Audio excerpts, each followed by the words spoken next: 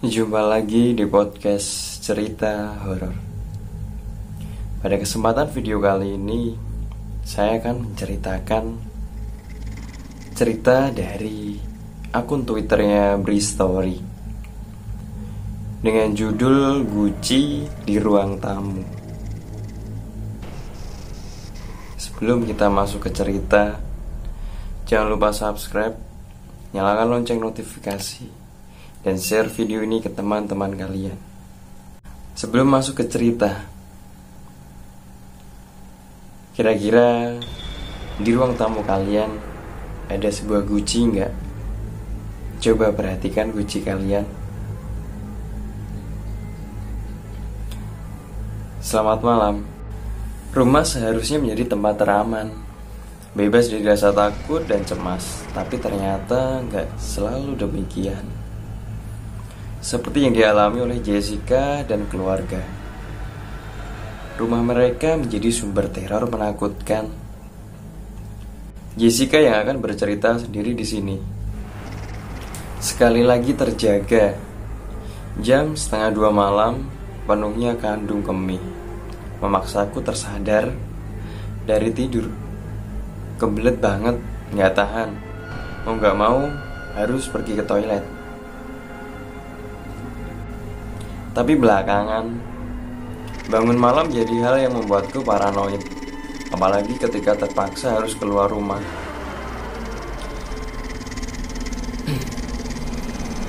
Sama seperti malam ini, tiba-tiba terbangun pengen pipis, padahal sudah berusaha maksimal untuk menahan dan kembali tidur.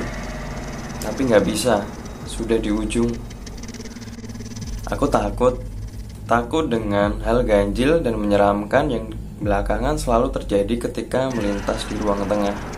Kebetulan toilet terletak di depan kamar papa dan mama, berseberangan dengan kamarku. Jadi kalau mau ke toilet harus menyeberang lewati ruang tengah. Kami tinggal di rumah yang cukup besar banget malah. Jadi ruang tengahnya juga besar. Dari kamarku membutuhkan sekitar 15 langkah untuk sampai toilet. Kebayang gak besarnya? Akhirnya gak tahan lagi, harus kebelet. Harus ke toilet. Pertama yang aku lakukan adalah menyalakan lampu kamar supaya gak gelap-gelap amat, supaya nanti ruang tengah juga jadi gak terlalu gelap karena ada sedikit cahaya dari dalam kamar. Kalau ingin menyalakan lampu ruang tengah akan membuat perjalanan ke toilet semakin jauh, karena tombol lampu ada di ujung ruangan dekat ruang tamu. Kebiasaan kami sejak dulu, lampu ruang tengah dan ruang tamu sengaja dimatikan kalau malam hari. Gak ada penerangan menjadikan ruang tengah dan ruang tamu yang bersebelahan itu menjadi gelap. Hanya mengandalkan sedikit cahaya dari luar yang masuk dari sela jendela. Ruang tamu luasnya sedikit lebih kecil dari ruang tengah, namun masih cukup besar. Dua ruangan itu hanya dibatasi oleh satu lemari besar berbahan kaca. Isinya hiasan koleksi papa dan mama. Jadi sekat pemisahnya hanya lemari itu. Walaupun gak terlalu jelas, dari ruangan tengah kami dapat melihat keadaan di ruang tamu. Begitu juga sebaliknya. Nggak tahan lagi, aku harus keluar kamar. Setelah kamar sudah terang benderang, perlahan tanganku meraih ganggang pintu lalu memutarnya. Banyak alasan untuk merasakan keparnoan ini. Alasan yang menjadikan aku jadi merasa takut di rumah sendiri. Pintu mulai terbuka, ada celah yang semakin lama semakin lebar. Setelah perlahan ku tarik ganggangnya, ruang tengah mulai terlihat. Sofa kulit besar berseberangan dengan lemari TV. Kelihatan pertama kali di depan sofa ada meja marmer. Sofa itu dan kursi kulit di sekelilingnya merupakan tempat kami sekeluarga biasa berkumpul dan bercengkrama. Beberapa detik lamanya aku berdiri di pintu, mengumpulkan nyali untuk melangkahkan kaki sambil melihat keadaan dan situasi. Dan tentu saja dari tempatku berdiri Aku juga bisa melihat ruang tamu melalui celah lemari kaca. Walaupun gak terlalu jelas, tapi masih kelihatan benda-benda yang ada di dalam lemari kaca itu dalam bentuk siluet. Sangat hening, sangat-sangat hening. Gak ada suara sama sekali. Ketika akhirnya aku melangkah. 1 langkah, 2 langkah, 3 langkah, gak terjadi apa-apa. Tapi akhirnya aku mempercepat langkah-langkah berikutnya supaya lekas sampai ke toilet. Syukurlah, akhirnya sampai juga di toilet. Singkatnya, setelah selesai buang air kecil, tentu saja aku harus kembali lagi ke kamar, melewati rute yang sama melalui ruang tengah dan ruang tamu di sebelahnya. Lampu toilet aku biarkan tetap menyala. Pintunya aku biarkan agak terbuka sedikit. Dengan begitu, ruang tengah jadi gak terlalu gelap nantinya. Kembali aku melangkah, kali ini untuk kembali menuju kamar. Masih sama seperti pertama tadi. Ruang tengah masih sangat-sangat hening. Hanya suara langkah kakiku saja yang terdengar menginjak ubin lantai. Langkah pertama, langkah kedua, ketiga, entah pada langkah keberapa, akhirnya aku berhenti berjalan. Ada yang menarik perhatian. Sayup-sayup aku mendengar suara. Suara yang sepertinya berasal dari sebelah kiriku, dari ruang tamu.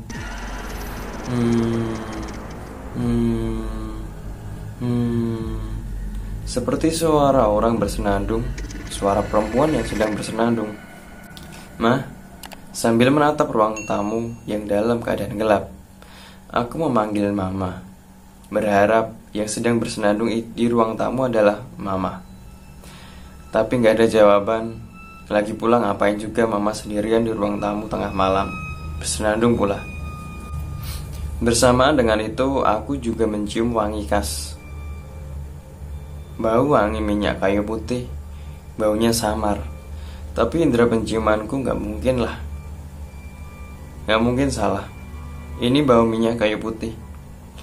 Lalu aku mulai memicingkan mata, memperjelas penglihatan. Dari sela-sela lemari kaca, akhirnya samar. Aku dapat melihat kalau ternyata ada sesuatu di ruang tamu. Beberapa detik berlalu, penglihatanku semakin jelas menangkap sesuatu itu.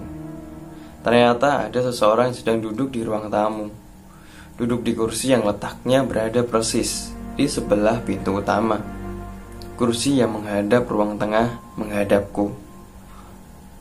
Masih diam terpaku ketika penglihatan semakin lama semakin jelas menangkap bentuk sosok di ruang tamu itu. Dibantu sedikit serpihan cahaya dari luar, aku melihat yang sedang duduk itu adalah sosok perempuan dengan rambut terurai panjang. Rambutnya berwarna putih semua seperti uban. Aku semakin merinding ketakutan ketika tersadar kalau ternyata suara senandung yang sejak tadi terdengar sepertinya memang berasal dari sosok perempuan itu. Seperti tersentak, aku tersadar lalu cepat-cepat lari masuk kamar. Setelah sudah di kamar, aku langsung mengunci pintu. Bisakah tidur setelah ini? Gak bisa. Aku terus terjaga sampai pagi menjelang, karena terus terdengar suara senandung sosok perempuan itu dari luar kamar. Sesekali diselingi tawa cekikian ringkih tertahan. Aku Jessica, perempuan berusia 25 tahun, karyawan swasta yang berkantor di Jakarta Barat. Rumah kami di daerah Petukangan, Jakarta Selatan. Bapakku seorang pengusaha sukses, bisnisnya cukup besar. Oleh karena itu, dia mampu memiliki beberapa rumah yang tergolong besar dan mewah. Salah satunya rumah yang kami tinggali ini. Walaupun gak bertingkat, tapi rumah ini sangat besar dan luas. Kami tinggal bertujuh. Papa, mama, aku, Joe, adikku, dan nenek, ibu dari papa, ditambah dengan 1 orang asisten rumah tangga dan 1 perawat yang mengurus nenekku. Selama bertahun-tahun tinggal di rumah ini, kami belum pernah mengalami hal-hal aneh. yang menyeramkan. Semuanya berjalan normal dan baik-baik saja. Sampai akhirnya, sejak pertengahan tahun 2017, kami mulai merasakan banyak keanehan, kejanggalan, sampai menyeramkan. Awalnya ketika pada suatu hari, nenek pulang ke rumah dengan membawa sesuatu. Dia membawa guci. Guci yang nenekku bawa pulang ini setinggi kira-kira setengah meter dengan diameter 40 cm. Nyaris bulat bentuknya, ada tutup di lubang atasnya, tutup yang bentuknya menyerupai topi. Nenekku ini waktu itu umurnya sudah 86 tahun. Sudah sakit-sakitan, tapi masih kuat berjalan walau harus menggunakan tongkat kemana-mana. Perawatnya akan terus mendampingi Mbak Ida, kami memanggilnya. Mama dari mana? Itu guci dapat dari mana? Begitu tanya papa ketika pada suatu sore melihat nenek pulang membawa guci dari rumah Bu Suci. Itu guci pemberian dia. Bagus kan? Mama taruh di ruang tamu ya. Begitu jawab nenek. Papa gak bisa berbuat banyak. Dia harus menuruti apa yang nenek mau. Begitulah. Akhirnya guci itu diletakkan di ruang tamu, tepat di samping sofa kulit panjang di depan lemari kaca.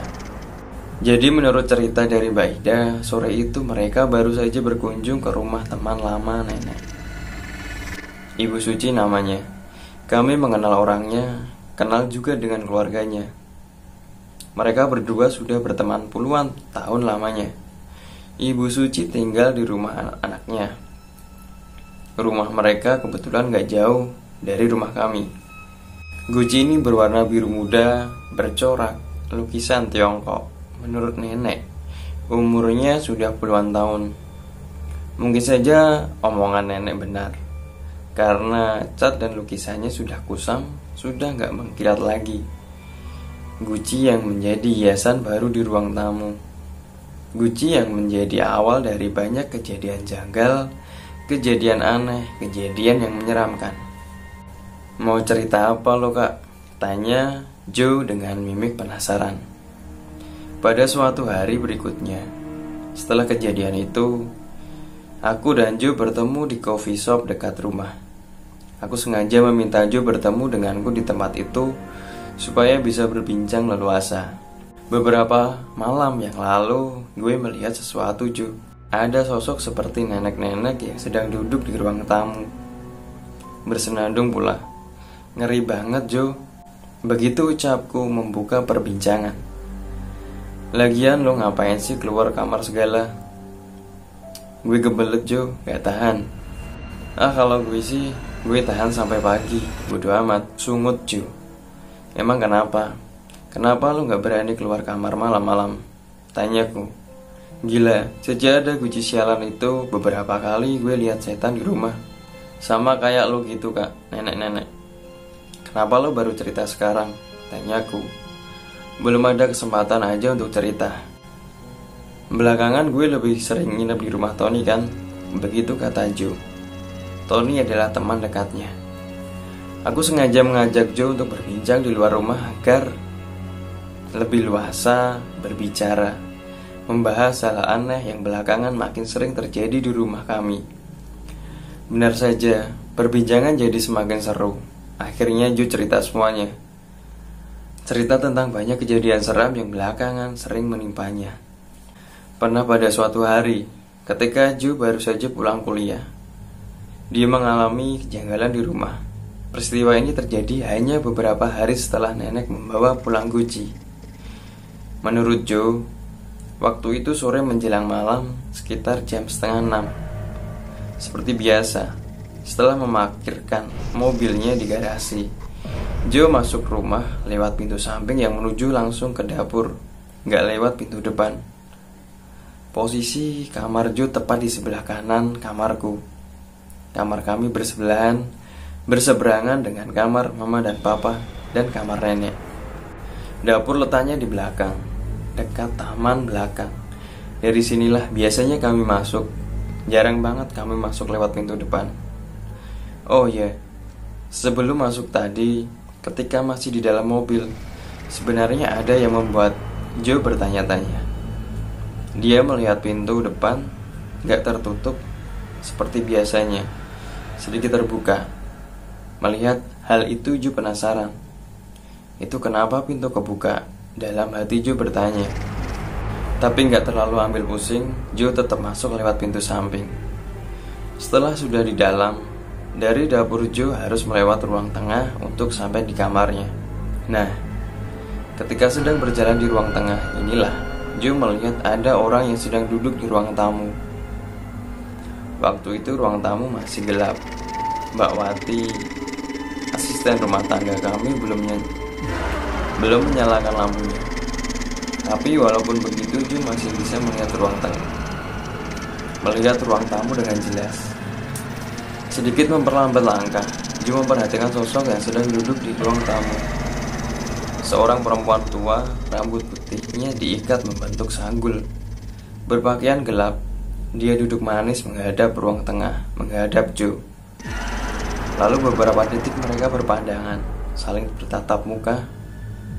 Perempuan tua itu tersenyum ketika Jo tersenyum duluan. Tamunya nenek kali, begitu pikir Jo dalam hati. Lalu meneruskan langkah menuju kamarnya. Sesampainya di kamar, Jo merebahkan tubuh di atas tempat tidur. Pintu kamar masih dalam keadaan terbuka, memang sengaja dibiarkan seperti itu. Gak lama kemudian, sambil rebahan, Jo mengernyitkan dahi. Dia melihat sesuatu di ruang tengah, karena pintu kamar dalam keadaan terbuka. Jo melihat kalau perempuan tua yang tadi duduk di ruang tamu sedang berjalan di ruang tengah. Berjalan perlahan menuju dapur, menuju bagian belakang rumah. Mau kemana dia? Tanya Jo dalam hati. Penasaran, Jo bangkit dari tidurnya lalu mengintip ke ruang tengah. Gak ada siapa-siapa. Ruang tengah kosong. Kemudian dia berjalan sedikit beberapa langkah untuk melihat ruang tamu. Ternyata ruang tamu juga kosong, gak ada siapa-siapa. Perempuan tua itu juga udah gak ada lagi. Pintu depan sudah dalam keadaan tertutup rapat. Kemana perempuan itu? Semakin penasaran, Jo berjalan menuju dapur. Sesampainya di dapur, Jo gak melihat gak ada siapa-siapa. Gak ada perempuan tua itu juga. Dari situ, Jo dapat melihat taman belakang melalui jendela. Di sana, Mbak Wati sedang bermain dengan kucing-kucing peliharaan kami. Mbak, itu lampu-lampu dinyalain semua dong, udah gelap semua nih. Jo memanggil Mbak Wati. Iya mas, jawab Mbak Wati. Di ruang tengah, Jo dan Mbak Wati berpapasan. Mbak, tadi ada tamu di ruang tamu, siapa ya? Tamunya papa atau temannya nenek? Tanya Jo penasaran. Siapa ya mas? Dari jam 2 tadi saya sendirian di rumah. Nenek sama Mbak Ida sedang di rumah sakit bareng ibu. Dari tadi gak ada tamu. Saya sendirian aja sampai Mas Jo pulang tadi, jawab Mbak Wati dengan mimik wajah keheranan. Gak ada orang, gak ada tamu. Lalu siapa perempuan tua yang Jo lihat tadi? Banyak pertanyaan berkecamuk di benak Jo. Halusinasi-kah? Sepertinya gak mungkin, karena jelas-jelas Jo bertatapan dan saling melempar senyum dengan perempuan itu tadi. Aneh. Terus ada lagi kak, 2 minggu atau 3 minggu kemudian, gue lupa pastinya, ada kejadian yang sangat menyeramkan. Masih di tempat dan waktu yang sama. Jo melanjutkan ceritanya, kali ini mimik yang semakin serius. Kejadian apa deh? Ayo cerita semuanya. Aku semakin penasaran. Benang merah antara ceritaku dan cerita Jo semakin jelas kelihatan. Lalu dia mulai bercerita. Di hari itu Jo pulang malam. Seharian dia bergelut dengan kegiatan perkuliahan. Setelah itu nongkrong bersama teman-temannya sampai larut. Sekitar jam 12:30 malam dia sampai di rumah. Seperti biasa, Jo masuk lewat pintu samping, melalui dapur lalu ke ruang tengah, baru kemudian sampai kamarnya. Dapur dan ruang tengah sudah dalam keadaan gelap. Hanya sedikit cahaya dari luar yang menyusup masuk memberikan seperian sinar redup. Sudah sangat lelah, Jo berniat untuk langsung masuk ke kamar dan tidur. Tapi ketika sudah berada di ruang tengah, Jo berubah pikiran. Dia berniat untuk ke toilet, mau sedikit membersihkan badan dan buang air kecil. Seperti yang sudah aku cerita di awal tadi, ketika letak toilet berada di antara kamar papa, mama, dan kamar nenek. Iya, akhirnya Jo berbelok arah menuju toilet. Kebiasaan kami, lampu toilet selalu dalam keadaan mati bila sudah gak digunakan. Tapi malam itu ada yang berbeda. Jo melihat kalau lampu toilet menyala, kelihatan dari lubang angin di atas pintu. Ditambah Jo juga tiba-tiba mendengar suara gemericik air jatuh ke lantai, seperti keran air yang sedang keadaan terbuka, tapi hanya sebentar, kemudian suaranya hilang. Siapa yang ada di toilet? Tanya Jo dalam hati. Kak. Jo memanggilku. Dia pikir aku yang sedang berada di dalam toilet. Tapi gak ada jawaban. Papa dan mama punya toilet sendiri di dalam kamarnya. Mereka hampir gak mungkin menggunakan toilet ini. Kebetulan juga waktu itu nenek dan Mbak Ida sedang menginap di rumah Om Fendi, adiknya papa. Sudah beberapa hari nenek menginap di sana. Jadi Jo mengambil kesimpulan kalau yang sedang ada di dalam toilet adalah aku. Tapi ya itu tadi, gak ada jawaban ketika Jo coba memanggil. Kemudian kata Jo, suasana menjadi sangat hening. Yang tadinya terdengar suara gemericik air tiba-tiba menghilang. Sangat sepi. Masih belum merasakan keanehan, Jo akhirnya membuka pintu toilet. Toilet kosong, gak ada orang, tapi lantainya basah seperti baru saja ada yang menggunakan. Jo pikir sepertinya aku yang baru menggunakan toilet.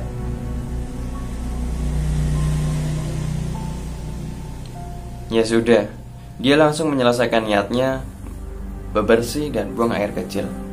Setelah selesai, Jo keluar kamar mandi, lalu hendak menuju kamarnya.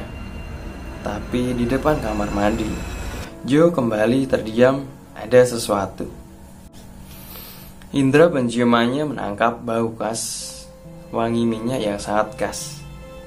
Jo mencium wangi minyak kayu putih. Baunya masih samar, tapi dia sangat yakin kalau ini benar bau minyak kayu putih. Siapa yang pakai minyak kayu putih malam-malam gini? Jo bertanya-tanya. Tapi setelahnya dia lanjut melangkah menuju kamar. Belum juga sampai kamar, langkah Jo kembali terhenti saat tepat di ruang tengah, karena dia mendengar sesuatu. Trak, trak, trak. Kira-kira seperti itu bunyinya. Terdengar pelan, tapi Jo yakin kalau suara itu berasal dari ruang tamu di sebelah kirinya. Trak, trak, trak. Bersamaan dengan suara, wangi minyak kayu putih terus tercium dan semakin menyengat. Entah apa yang ada di pikiranku.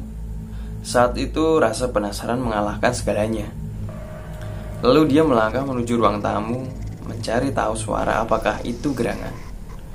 Trak, trak, trak. Suaranya terus terdengar konstan, mengiringi Jo yang melangkah perlahan.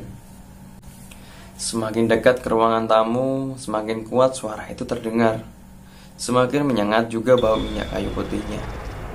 Ruang tamu dalam keadaan gelap, tapi Jo masih bisa melihat dengan jelas, dibantu sedikit cahaya dari lampu halaman. Akhirnya dia sampai di antara ruang tengah dan ruang tamu. Berdiri di samping lemari kaca yang menjadi batas dua ruang besar itu. Trak, trak, trak. Mata Jo langsung tertuju ke guci yang terletak di sudut ruangan, di depan lemari kaca, karena dia yakin kalau suaranya berasal dari situ. Dan ada pergerakan juga. Pergerakan. Iya, pergerakan. Dalam diam, Jo terpana, seperti terhipnotis ketika melihat pergerakan itu. Mata Jo terus menatap guci yang bergerak dengan sendirinya.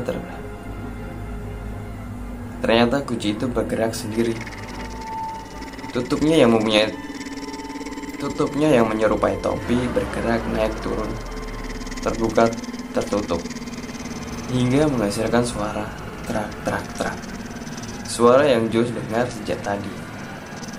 Ketakutan mulai menyeruak dalam pikiran, tapi tetap saja masih belum bisa menyeret tubuh untuk meninggalkan ruang tamu.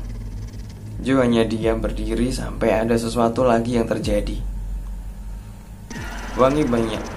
Wangi minyak kayu putih sangat menyengat. Joe berkesimpulan kalau bau wangi ini bersumber dari ruang tamu juga. Seketika suara kunci terhenti karena memang kuncinya juga sudah diam, gak bergerak lagi. Tapi Joe belum bisa bernapas lega karena tiba-tiba muncul suara lain.